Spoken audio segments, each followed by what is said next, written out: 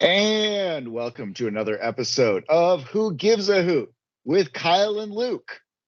Hey, Kyle. Hey, hello, Luke. Uh, we're here on this beautiful 72 and sunny day in Omaha. What should be discussing a game that happened yesterday in Knoxville that didn't happen. Possibly because it is so warm today. Possibly because it is so warm today. It was not. That was not an April Fool's joke. The game did not happen. Purportedly to travel-related issues with tornadoes popping up across a line throughout the Midwest and South that threw air traffic travel into complete disarray. So, if you listen to the pod Ryan and I did last Thursday, ignore it because most of our concerns were about a congested week. Still some congestion, but not as bad as it would have been otherwise. I mean, they still traveled, and as someone who recently traveled and had plane delays, that does feel a bit exhausting. Did they travel, or did they get to the airport and the flights were canceled? I thought I heard they got stuck at O'Hare, but that might have just been speculation.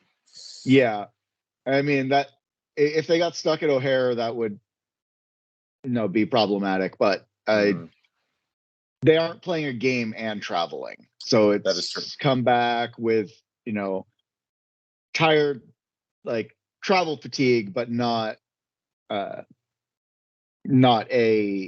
game played in the middle there. Yeah, and that is going to be interesting.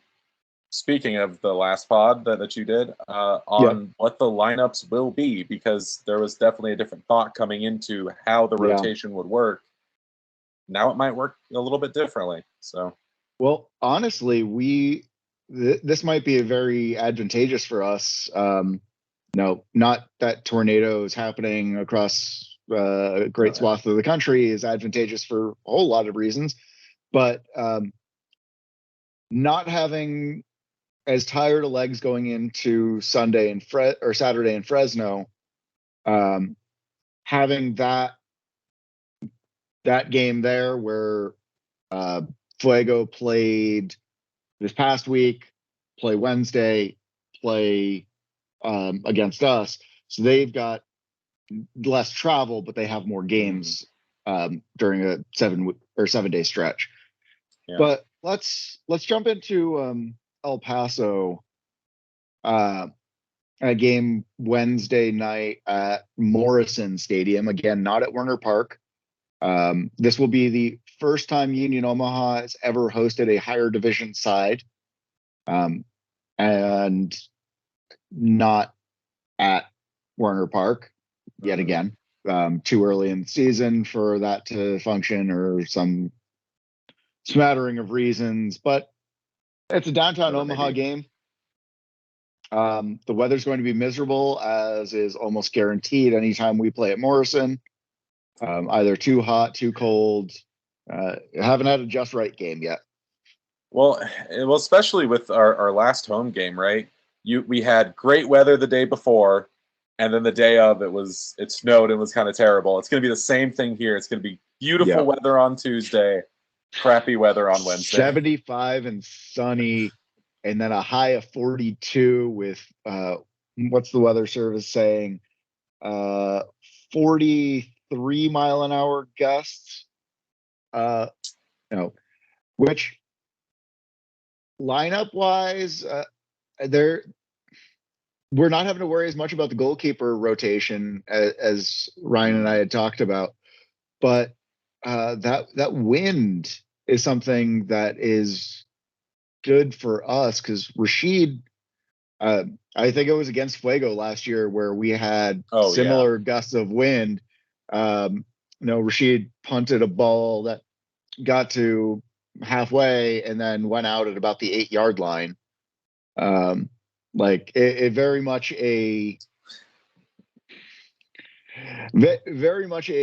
wind veteran there. And this also being downtown, there's that wind might not be as pronounced as it is out at Werner Park.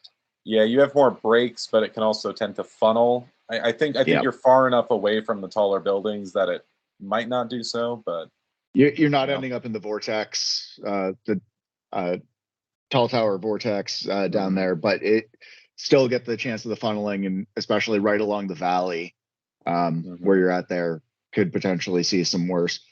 But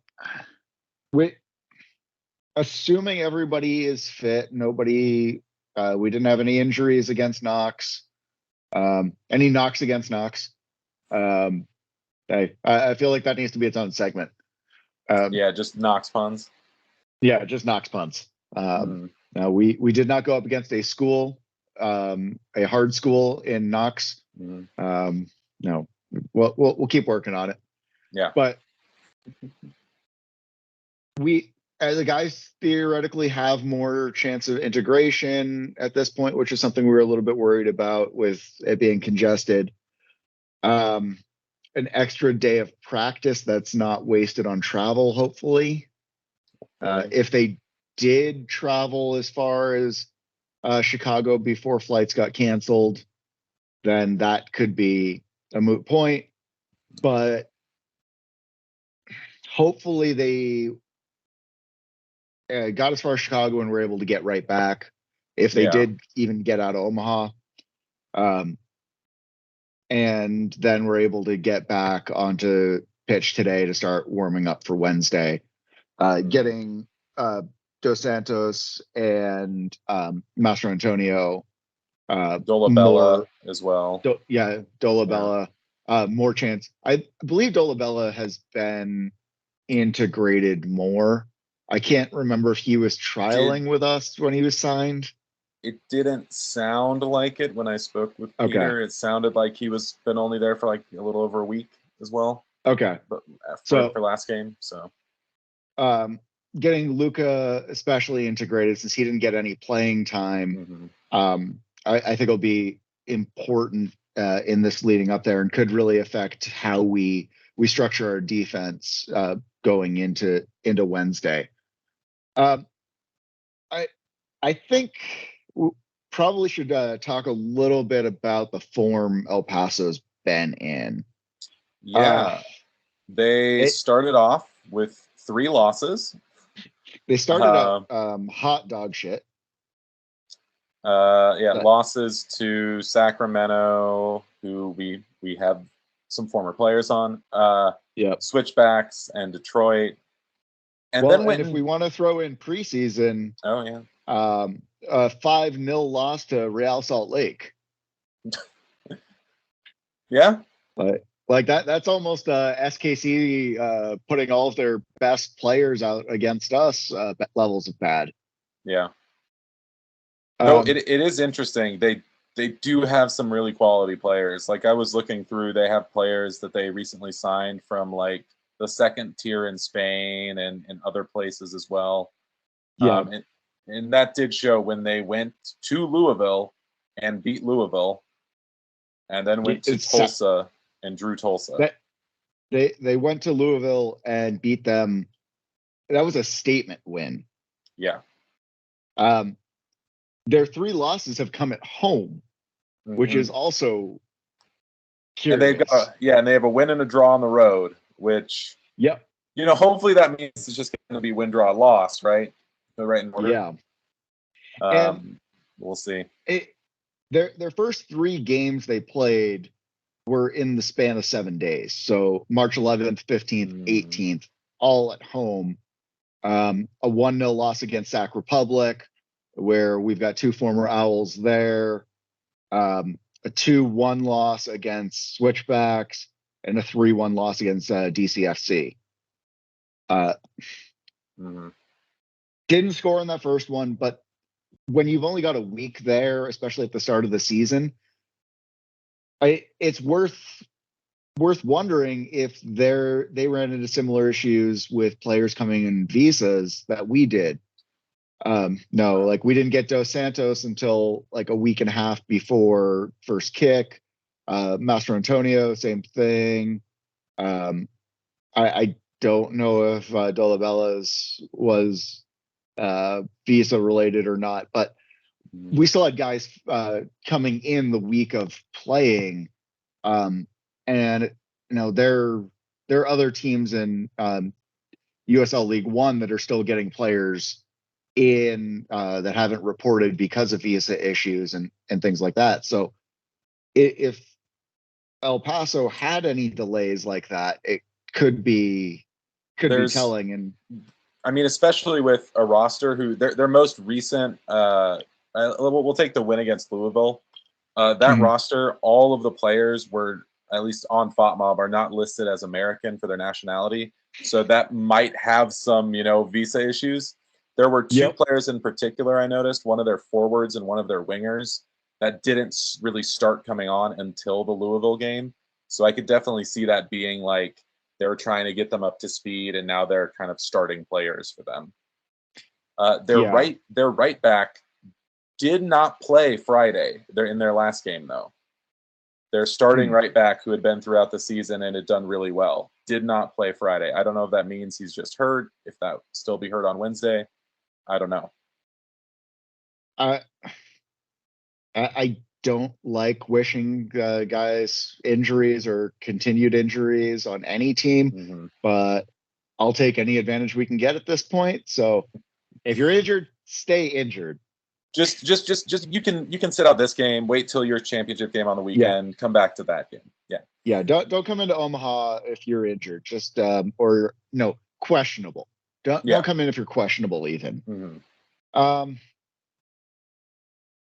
We do have the benefit here that theoretically a lot of these guys who were scouted by our head coach Dom Casciato.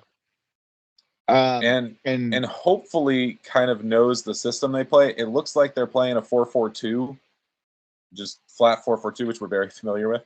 But yes, we are. So and hopefully Dom is familiar with that as well, being in that system too. Yeah, and that's kind of where I'm curious about how we'll line up against it, in that he's more likely to, since it's a system he essentially his coaching grew up in, or further grew up in, will he make specific players or player choices to match up against guys who he scouted himself? Like, I think that's something we could see. It's not something I'd expect to see every game, but would definitely be interesting. It's just a very special circumstance with that being the case, right? Yeah. So normally you wouldn't expect it, but like with this like very weird circumstance, which might have been engineered by U.S. Soccer, who knows? Are we saying that federations make draws not based on randomness, but based on what is going to create a better narrative? The Bayern Barcelona draw with Lewandowski moving there, Lexington versus Louisville. I mean, proximity should play a factor, and so you would think it would be, but we're not that close to El Paso. No, we're closer to Tulsa. And I think Greenville also has a randomly far away opponent. Roots last year. They had someone like that last year, and then they have someone else. I think that they have to go to Phoenix. Maybe is it Loyal? It's somebody West Coast, and it's like, just wild. Why? There are enough teams in the Southeast that if you can't find a regional pairing for them, like, what the hell are you doing? Shift over a little bit. Like, you don't need to go full west. I don't know. It's weird. Yeah, like I feel bad for Greenville on that. That is a lot of unnecessary travel. But on the other side, looking at Saturday, you don't have a whole lot of travel at all for Central Valley, Fuego, Fresno, Fuego, whatever the heck they are. Yeah. But Fuego. They're just Fuego. Fuego. Just Fuego. Yeah. Hopefully they're not on Fuego. But Wednesday, you had some thoughts about lineups. I did. I heard you guys talking on Thursday about and you really immediately immediately called bullshit, and Well, not that.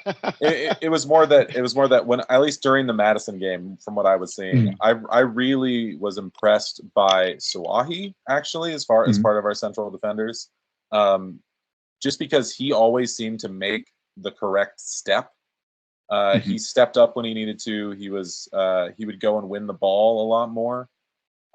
So when you were talking about defensive pairings, I'm more interested, even though Palacios is great, and I'd love to see him maybe in a different position. I feel much more trust, I guess, in Suwahi, at least after that one game. It's not a lot of data. That's why I haven't done the data dive yet. But it's entirely possible. Ryan and I kind of fell into the Dalton trap there, and we'll get to Dalton later. We're not done with that man yet, even though he may be done with us. Well, he's technically not done with us either. He's technically still in League One. Where Lexi was just so solid in what he was doing, and nothing stood out because he was being so solid that you just overlook him. And I will not say that I am free of that. So I mean, and we'll see. Like I said, it's one game. It's one game. Yeah. With assuming everybody is up and running and ready to go, what are you thinking lineup going into Wednesday? Man, it depends on if he tinkers with it again, like formation wise. Who knows? Well, yeah, because I mean, does he go with the 4-4-2 with the diamond, or is he gonna throw something entirely wild out there because he knows El Paso well enough and he knows how to counter it? Exactly, and he wants to try and exploit it. Yeah, that I don't know. I do expect we'll probably still see, especially with no game, right? We'll probably still see Muller on the left. Again, maybe someone else. I in the center. I do think maybe Suwahi stays. Would be my thought. That could mean that Palacios goes right instead of Dion. He has played there before. Yeah, so either that. Would you rather see? Yeah, would you rather see Palacios or Shaft there? Because I think one of the two needs to go in for Dion, because I think Dion's going to be more impactful as a super sub. Yeah, I think so as well. Oh man, I almost want to say Palacios. You don't come on this pod for simple questions. Yeah, we bring you on for the hard hitting. I almost want to say Palacios. Just I think you mentioned that experience on Thursday. And he still provides that. I think he could provide that on the right, and then you could throw in like Shaft to get some extra speed, and then throw Dion on maybe up more in a different position as a sub, because he'll be someone that will help track back, right? So you can put him on as the winger as a sub and know that he'll still track back for those apparently big overlapping runs that we're doing. Yes, we are. Yes, we are. And then I'd say, I mean, you have a number of set things, I would guess, in the middle. I'd say that you have Connor, you have JP, just kind of on a lock. I'd say Noe is locked as well, especially without a Saturday game. Yeah. The other positions I'm not as sure about. Is Dos Santos ready to go a full 90, or not even? Probably wouldn't be a full 90, but is he ready to start? I guess. Is Dolabella ready to start? Those are questions we don't really know yet. So that's tough. Let me see if pull up transfer market for El Paso here, because height, I think, is something that could, especially if wind's in play, having the ability to get things out of the air could be extremely important. Well, that was one of the things too from that I don't know if it was mentioned about last game, is that we started with a pair of smalls. We started with Steinwasser and Meza, who, I mean, no, he's not really short either. but he's not like. No, he's 5'11". But you don't really see him as like a tall player, right? Yeah, like I mean, both of them are like 5'11", 6 feet. Steinwasser, Mob does it in meters. Steinwasser's at 1.8. Noe's at 1.78. Okay. So like but then Dos they're Santos got to be like 2, right? And Dolabella is probably similar. Dos Santos is the second tallest after Ian McGrain. Ian McGrain is what, 6'5"? Okay. And he's listed at 1.96 meters. Okay. Steven at 1.95. And then what's Dolabella 1.93. Okay. Connor at 1.88, which that seems the hair. Yeah. But yeah, no, Luca, but that's something I really noticed. Lexi. Yeah, that's something I really noticed with the changes we made was we had Noe and Alex out there, right? And then we brought in, even though they both didn't play forward, Dolabella dropped to midfield, but we brought on Dos Santos and Dolabella, who were both tall, right? So I was almost thinking, the classic small, tall forward pairing. I think that'd be really nice to have, even though, again, they're not like small, but yeah, it might not be bad to have a Dos Santos in there if he's ready, or a Dolabella. Yeah, I mean, I think we definitely see a taller start here. Dolabella, I would like to see in there. Although Burrito's not tall, but getting something up in the air, his control of the ball, his off the ball skills, his delivery from set pieces as well is really good. Yeah, I'm still very high on Burrito. His ability to perform in big games is something that I don't think could be understated. But I don't know how he's been performing in practice.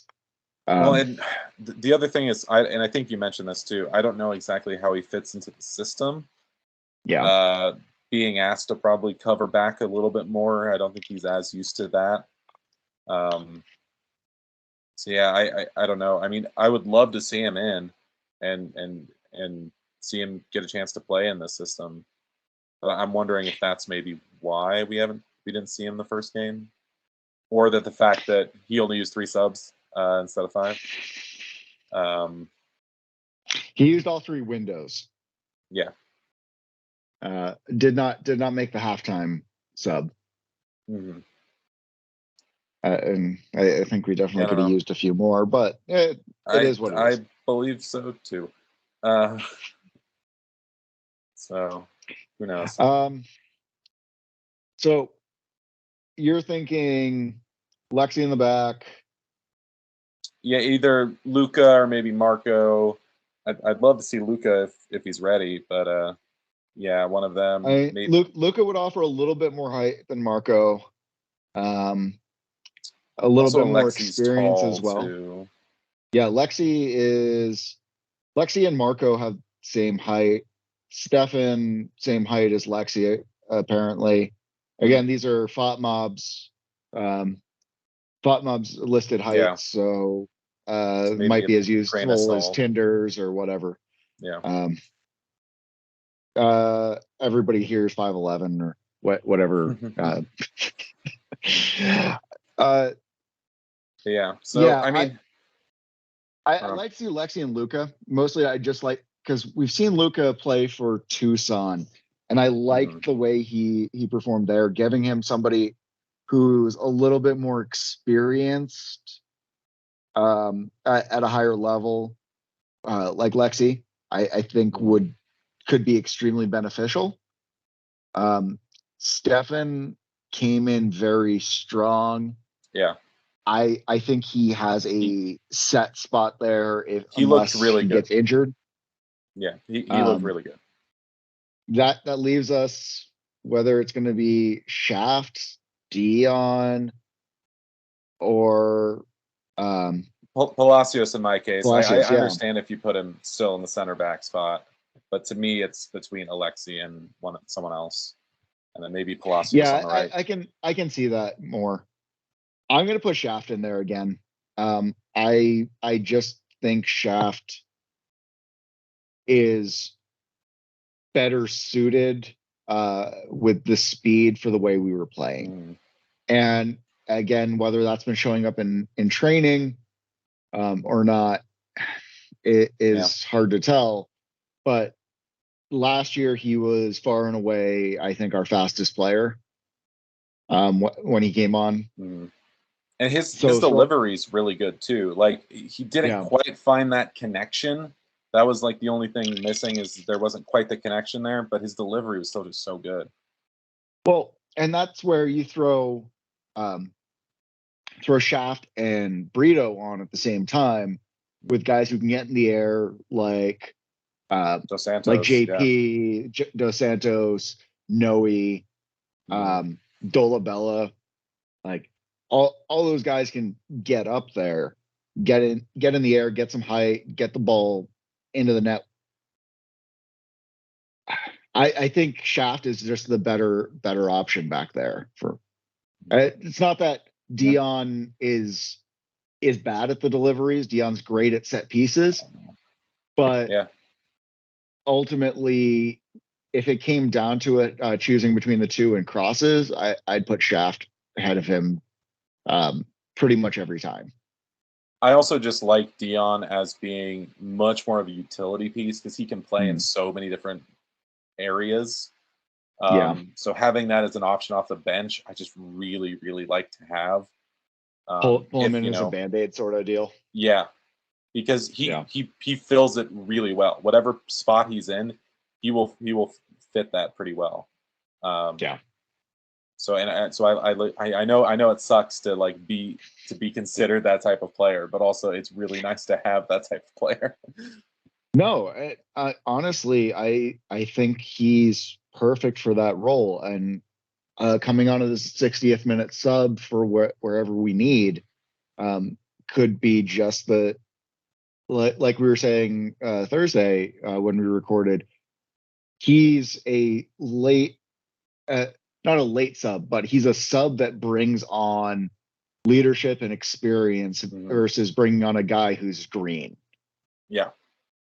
Like he knows all of the fields in Omaha. He's played them before. He's a smart player. He's a leader in his own right. Throw him on in the 60th minute, and throw him on for Connor. Just do a straight swap with an armband. Like that. That's an option. I probably wouldn't do a like for like with the two of them, but it is. Yeah. Like if you sub two on, pull Connor off there 60th minute, throw Dion on for whoever else you're subbing off. You're not pulling significant experience out. Like you're not losing a 10 years of experience in that sub. Yeah. The rest of the midfield is really tough because, at least to me, I haven't rewatched it, but during the Madison game, I saw pretty much every midfield player play each of the four midfield positions. Yeah. Like at least for a little bit of time. Like people went from the right to the left and in the center and kind of played a bit forward, a bit back, right? Like you had Luis do that, you had Joe Gallardo do that, and then you had, of course, JP and Connor as well. What did you think about Gallardo? Again, I didn't go back and rewatch and look for specifics. I thought he looked okay. I thought he looked fine. I wasn't particularly impressed, but I wasn't I didn't think he was doing bad. I thought he looked all right. Yeah, he's definitely one where I think would benefit as a sub, at least until he can fully get his feet under him. It seems like, just based on what's seen of his history the past couple of years, that he's had more more injury, more like I haven't seen him playing quite as frequently there, and just getting him up to speed and everything could be just what's needed. So putting him on in that second round of subs be good. I do think with as strong a bench as we have, we need to be using all five. Yeah, I really think so too. Especially if we're gonna high press like we were and run ourselves ragged. Yeah, we really need to use those subs, especially with the quality that's there, you know. Yeah, the fact we only saw 3 subs against Madison, and you could tell some guys were looking tired. Maybe Dom's just not seeing the work rate out of people. He sees these guys day in, day out. He's got a different judgment on that, but I still very much think if we're not seeing 5 subs, we're shooting ourselves in the foot. Yeah.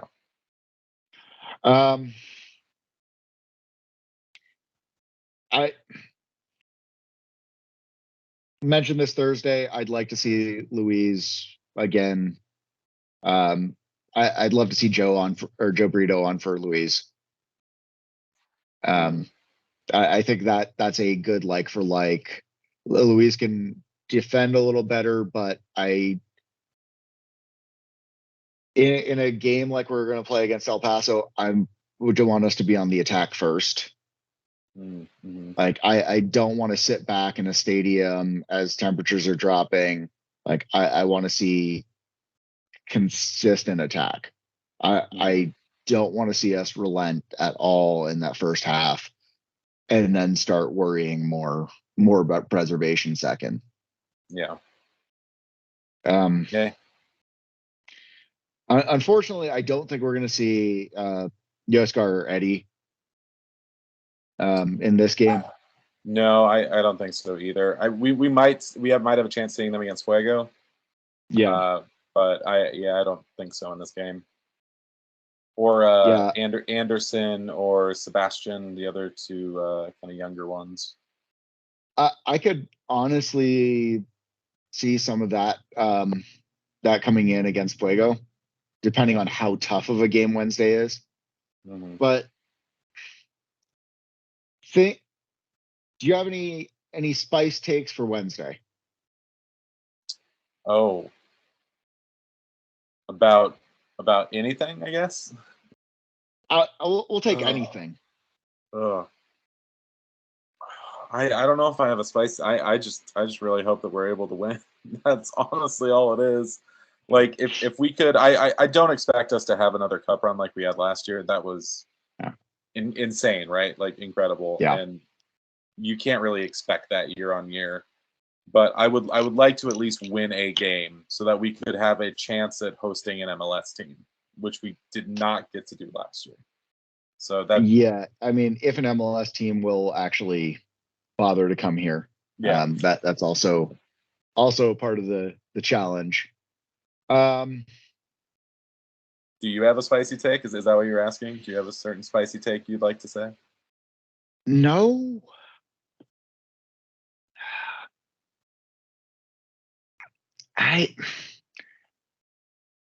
I'm not feeling like a deep cup run. I'm hoping we can pull off a win. I guess probably my spiciest take is this is going to be one of the lowest attended Union Omaha games out there. Just being a Wednesday night, the weather looking as miserable as it's going to be. Even it being a downtown game, but I don't know if it was Creighton or US Soccer or what, but the tickets being released a week before for second year in a row. Yeah, it's just there are a lot of things working against us here. Like UNO sometimes has problems as well, but I feel like the UNO stuff at least comes out a little bit more in advance than Creighton stuff. Yeah. Like that's kind of the issue we have. And it's one of the issues you see with some of the stadium arguments, like, oh well, they can't even draw these games. But we're not helped by the stadiums we're playing. Very frustrating. Yeah, it's very frustrating for me on this, just because tickets released a week in advance, more or less. Speaking of which, this will be releasing on Tuesday, so go buy your tickets. Yes, $20 if you were buying one ticket for supporter section. That includes your service fee to Ticketmaster. Yeah, it's Ticketmaster. $5 service fee. So just keep that in mind whenever you're buying. However many tickets you buy, it's still a $5 service fee. Yeah, if you have friends buying, buy together. Split that $5. It's a great option. I highly recommend doing it. Get out there, go see the game. Score prediction. Oh boy. I want to say, I'll say 2-1 in extra time. Okay. I think it might end 1-1 in regulation, and then we have to go to extra time, and maybe we can just eke it out. I wouldn't be surprised that if it's. I'm hope that we'll win 2-1. Yeah, I'm gonna similarly say we're gonna go to extra time, but I don't want this. But I feel like it's gonna happen. 2-2 goes to Pens. Yeah, I was debating that too. Like, yeah, it's just gonna be. I just see this as being a messy slugfest of a game. Same. With the wind, there's going to be, if it's that windy, I would not be surprised especially if it's against them, right? If something with the wind causes us to score a goal against them, and it could very well happen the other way, right? But just because we're a bit more used to it, maybe we handle it a bit better. With 43-mile-an-hour gusts, do you think we see an own goal off a keeper? I mean, an own goal, or do we get another keeper goal? Union Omaha's second keeper goal in history. That is entirely possible. I would love to see a second keeper goal. I think, especially since this game will not be televised on ESPN Plus or whatever U.S. Soccer is using this year for. There's potential that our Instagram might have a live feed on this, to be determined. Have to kind of look at some logistics, legality on that. Yeah. But keep an eye on our Instagram. It might be a very bad feed, but it's entirely possible we will have some form of this game being shown there. Another reason to like, subscribe, whatever, everything to all of our stuff ever. There's lots of it. Just get out there, follow it. Yeah, so 2-2, Union Omaha pulls it off in Pens. I can see it. I can see it. I can definitely see it going to Pens. Which leads us into a fan question. Also of note, if we don't have a ask for questions out there, you can always slide into our DMs on any of our social media spaces. Find us, and we will try and answer your questions on the next pod we record. This one coming from a ranting blue penguin. Let me pull up the exact wording for it. Give me a second here. It comes off of the announcement that fiance of former co-host of the pod, Dalton Newton, signed a performance-based contract with South Georgia Tormenta. What does performance-based mean in that sense then? That's what I was curious about when I saw that. I was like, I don't know what exactly that's meaning. But Yeah, I'm not 100% there either.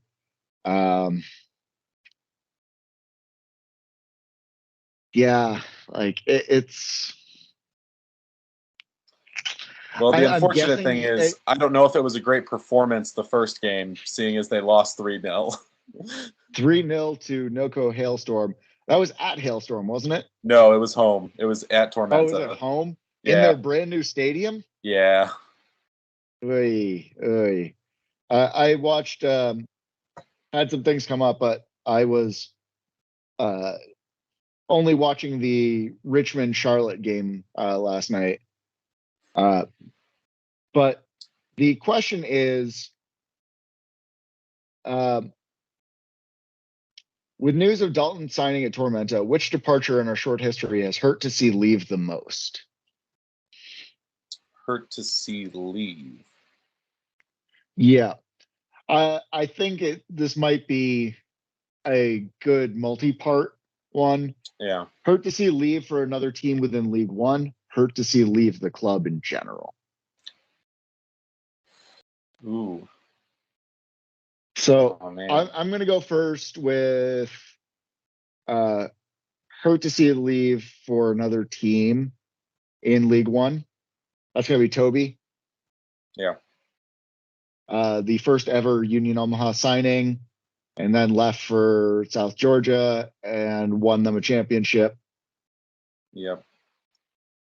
Yeah. I mean, it would be between him and Jake Kroll. Yeah. That would be between, but I think I'd probably go Toby as well. I mean, yeah, I'd say Dalton after Toby. Yeah, I was assuming we weren't including Dalton in this because Dalton. I'm gonna include Dalton in here. Dalton hurts to see leave.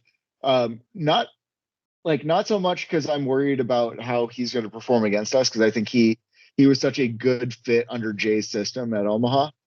And he deserves to go on to bigger and better leagues, which he didn't. I'm more upset about that because I expected seeing more him out of Dalton. just seeing him have to be in League One again is really unfortunate. I expected he really more should out be of in that Dalton. championship team. Actually, I'll throw another contender in here. It wasn't direct, but Devin being at Greenville and choosing to go to Greenville. No. Devin is too much chaos for what Dom is building. But it's just chaos. It's so fluid. It's chaos. I know, but I'd rather see that chaos happen with Greenville, because I also don't think he's going to mesh at Greenville particularly. Yeah, that's to be seen, I guess. But yeah. Overall, leaving left back. I'm just going to throw out the position of left back hurts when it leaves. Oh, that's very true. Yeah. Is both Dami and Ryan leaving for bigger and better things, league record transfer fees. Yeah. I love to see them go. Because I know it's so good for their careers. It's so good for what Union Omaha is building. But God, it really hurts because they're so good with us. Yeah. So yeah, if you're taking that, I guess I will say Faraday, because he hasn't gotten a lot of chance at Republic, and I understand, you're making more money there, and that's awesome. But I would have loved, especially last year when we had Bawa go down hurt and we didn't have really a right back solution. It would have been really nice. Yeah. So yeah, I don't know. I definitely feel that. Faraday going up to sit on the bench, and as far as I understand, there was some there was a coaching change or something happened that may have been problematic to him getting playing time. I don't know if he had better He's not better even on playing the time this he's year. not even on the bench, I think, most of the time this year. And that's what makes it really sad. Because he's a good player and his work rate is incredible. nuts. Yeah. So if they want to do a loan down here, they can continue paying his wages. I'd take him back. Yeah, 100%. Honorable mentions to just about everybody, like Conway, Hurst, like those guys leaving. They're going on bigger, better things. No, they're making waves in the championship. Still big names and throwing some much needed praise back to Omaha. So appreciate them. Yeah. Murphy Jr., who's now at Tormenta as well. Yeah. Like he didn't get a whole lot of playing time here, but it's tough seeing him against us. What's slowly becoming a majority Union Omaha team. A little bit. No, definitely as far as in League One, Toby. And then I think both Dami and Ryan just leaving in general. Those guys brought such great energy to the club in addition to their on-field performance. It's sad not having them around. The great fan engagement and really appreciate everything they all did for us. Dalton, we're going to cuss you out when you come back.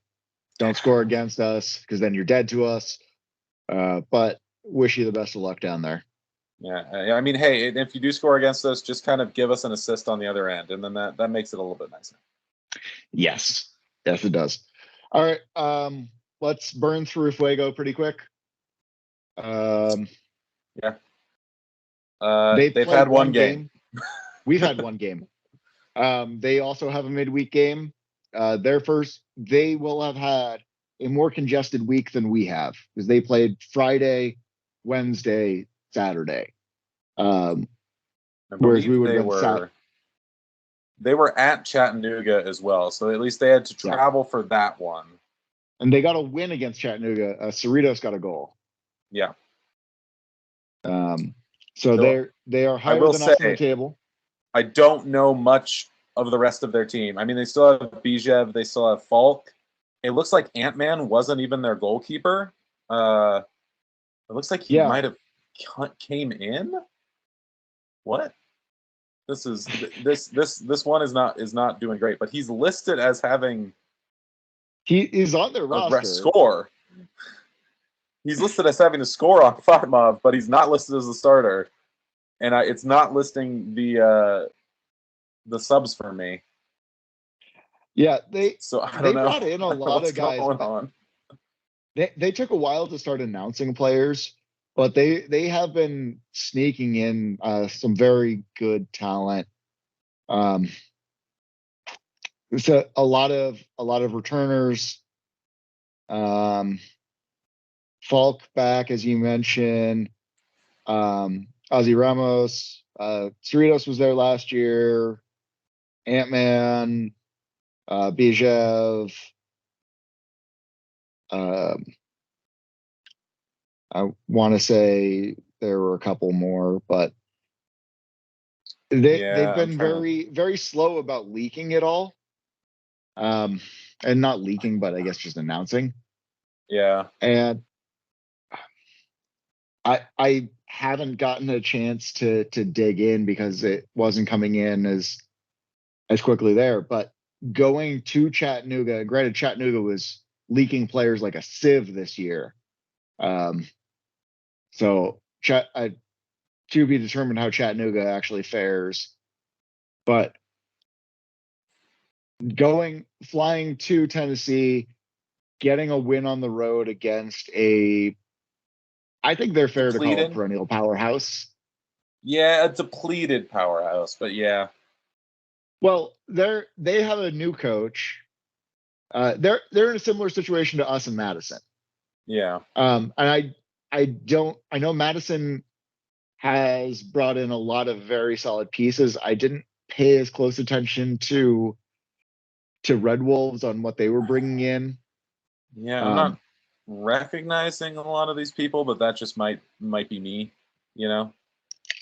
Yeah, and they have a brand new coach because last year they had their academy coach filling in as interim after the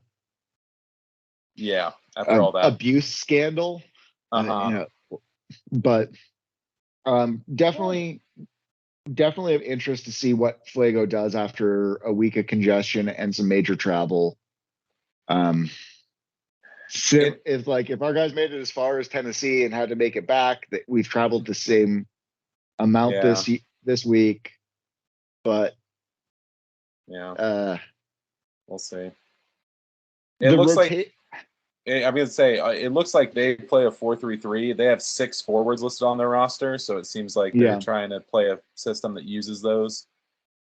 Well, and they only have 6 defenders, so yeah. So we'll see. It might test our defense a little bit in a different way that El Paso might, you know. Yeah, and I predicting a lineup for this. I don't think we're going to get a pod in between Wednesday and Saturday. I'll be traveling then, so but I do think this is maybe one of the few chances we have to see McGrain come in goal. Yeah, I mean, with not being 3 games, I think it's a little less likely. Yeah, but I agree there. I would definitely think on maybe future 3 games weeks we'll see it, but yeah, it may be a little less likely. I wouldn't be surprised to at least see like Eddie, even just on the bench, right? Like Eddie or Yoskar or someone just like on the bench and then maybe come in at the 60-minute mark or something, 70. Yeah, I almost wouldn't have been surprised to have seen them not travel, hit Omaha, essentially game Wednesday, jump on the plane to California, and then ride the bench there, or even get a start depending on how they've been doing. Yeah. Mm-hmm. I think we'll need to be quick on the counter. Specifically, I think that's one spot where we were able to exploit them last year. If they've kept the same coach, same sporting director, as far as I know, this club is probably the worst at actually announcing. Yeah, like you have to follow them on Instagram to actually get anything. It's hard when you are not on Instagram. Yes. Yeah. Yes. Martin Vasquez, so former U.S. In the U.S. coaching system, former assistant, is still their head coach. And Edison Gonzalez, who I believe, as I recall from last year, he'd coached with the Fresno FC or the previous championship. Like he was, their championship iteration there. But that's only 2. They don't have a goalkeeper or anything else, so that'll be interesting. They have a head of sports science, head trainer, and lead physical therapist, but only 2 announced coaches. So I think we see a similar style. They were very offensive, very physical to last year against us. We're not the same team, but I feel I keep saying that. I feel it's like we've only had 1 game of theirs. So hard to tell. Yeah.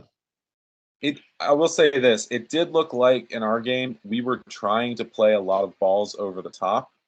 Mm-hmm. And if they're pushing up so much, I think that hitting them on the counter, like you said, I think that could be a help in this situation, right? That could be helpful to us. Yeah. So maybe. Since both teams have only played 1 game so far, we don't have a whole lot on this, and our speculation is probably even more rampant than it was before. Rotated to, this is going to be a tough one to anticipate. But any spice takes for this? I could honestly, I think I can see this being a draw. Just kind of like either 0-0, maybe 1-1. Maybe with tired legs, it's like a 2-2. But like I feel like with a bit of tired legs both ways and a little bit of travel, that there's going to be a little bit of loosiness in the back for both teams. All right. And so I could see a draw of some sort. Yeah. So I don't agree with you there. That's fair. But I mean, half my shtick is just not agreeing with draws. But my spice take on this is, and it probably would have been more likely to happen on a fully congested week, but that we see a fully rotated back line. So having who's your left back? With that, I mean, who? Because I can see a second player for like pretty much all the other positions. I don't know who the second left back is. Hasn't Anderson been a left back? That I don't know. I know. Or Sebastian? No, one of them. Sebastian's a left-footed center back, so he might try and play him as a left back. I could maybe see that, but that's the only thing. I don't know who else we have at left back. We could maybe throw Dion there, and he could, fill a role. He's done it. But yeah, otherwise, I don't know who our second left back is. Otherwise, I can totally see a rotation. Yeah. Yeah. Anderson is listed as defense. So okay. I'm going to assume he can play anywhere. If you let's see when they have his release. Stefan's our only true left back.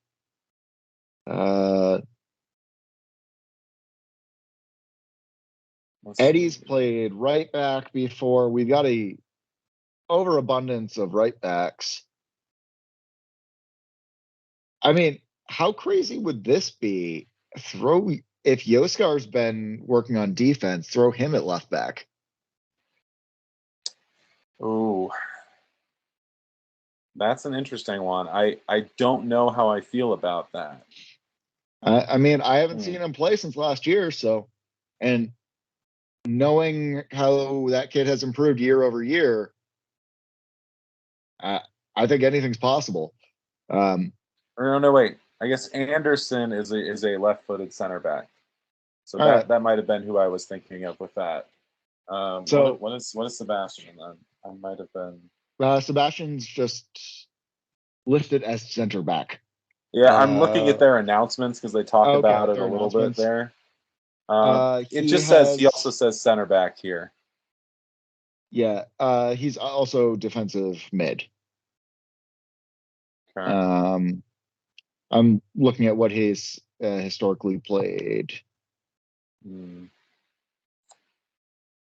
He's right-footed though, so. Yeah, I don't know. So I think we have the options for a fully rotated defense. I wouldn't necessarily like to see it, but I wouldn't be surprised to see it. I think that is likely to happen. Just if we've got the legs that are fresh, especially after that travel, and the game on Wednesday goes to PKs, you're gonna need fresh legs there.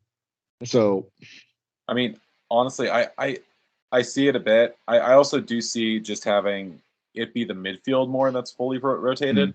I could really see a fully rotated midfield and having like Connor and JP on the bench that you can throw in. Connor not play a game? No, exactly. That's why you throw him in as a sub so that he gets that.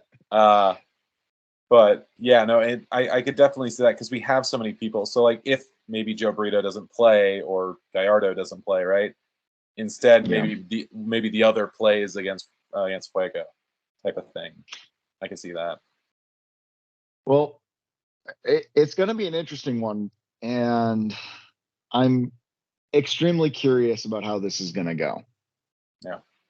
Because until we see how Wednesday turns out, I don't think any prediction we put out is going to stick. But yeah, we're not doing a pod later in the week, so here's what you get for your Monday. Rampant speculation. Rampant speculation. Speaking of rampant speculation, you said draw. Yeah, I said draw. What are you calling score wise? 1-1 or 0-0? I'll say 1-1. All right, 3-0. Union Omaha. Hey, that was the first time we played them last year. Yep. I'm feeling it again. Especially with if what I'm thinking is true, we have some crazy results after 120 plus minutes on Wednesday, and guys that come in really wanting to prove something. Like I could see just going balls to the wall on it. I mean, I hope so. We will see. I'm a little less wary of predicting clean sheets this season, at least at this point. Oh, I don't know. What Rashid's level of goalkeeping seems to have Rashid's gone up. incredible, but already everything else. Oh, there was the news. Oh, that was the news. That was the news. All right. You're at the hour mark, and here's the news. Rashid won goal of the week. Good job, Rashid. And JP made team of the week. Well, I think that was already on last week's. So I think it might have been. But yeah. Anyways, good job, guys. So, anything else that's jumping out at you that we've skipped over? I don't think so. We'll have to see how these two games go. I think these two games will tell us a lot. Mm-hmm. But yeah, we just need to get through them. Hopefully, no weather issues like we had this week. Yep. Hopefully. So, well, I mean, we've already had one Open Cup game this Wednesday between Madison and Chicago House be postponed a week. So that was? I hadn't seen that. That officially was postponed until I want to say the 12th, April 12th. So one of those being an amateur side, it makes it a little bit easier for the reschedule. I doubt we see that happening with us. But it definitely something to keep an eye on. Weather has been very crazy this spring. It's as though there's changes in the global climate that are causing storms to be more vicious. Destructive. Wow. Yeah. Yep. Just thoughts. Yeah. Just why it might be happening. Yeah. I mean, we're in a pot of rampant speculation right now. So. Yeah. All right. Okay, Kyle. One last question. Who gives a hoot? We do.